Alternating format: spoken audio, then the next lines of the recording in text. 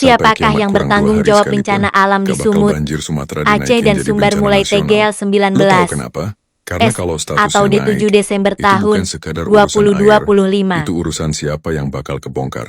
Dan yang kebongkar itu bukan sembarang orang. Itu orang-orang yang udah puluhan tahun makan dari tanah yang bukan haknya.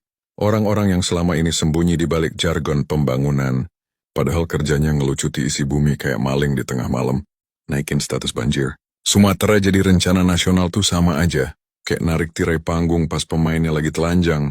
Begitu tirai itu kebuka, selesai semua kedok. Lo bakal lihat pejabat yang tanda.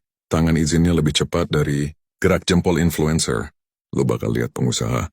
Sawit yang HGU-nya nembus sampai daerah yang bahkan penduduk lokal aja nggak pernah tahu itu hutan apa. Lo bakal lihat barisan elit yang selama ini pura-pura nggak tahu padahal mereka yang bikin daerah itu bolong kayak roti dimakan tikus. Ini negara punya pola. Bencana yang aman dibesar-besarin itu bencana yang nggak nyentuh uang orang besar. Begitu nyentuh sesuatu yang punya jejak finansial, punya jejak konsesi, punya jejak korupsi, langsung dikerdilkan. Dibikin seolah cuman musibah alam.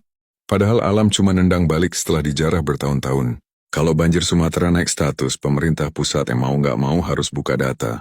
Buka peta deforestasi, buka izin tambang, buka dokumen sawit, buka semua laporan audit yang selama ini diselem. Dan lo tahu apa yang terjadi kalau semua itu dibuka? Muncul nama-nama yang selama ini kayak dewa. Gak bisa disentuh, gak bisa disebut, gak bisa diganggu.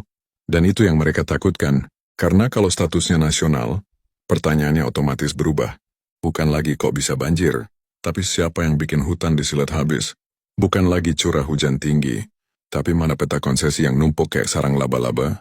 Bukan lagi ini bencana alam. Tapi mana laporan reboisasi yang dananya habis tapi pohonnya nggak pernah nongol? Begitu pertanyaan ke arah situ udah. Itu game over buat banyak orang.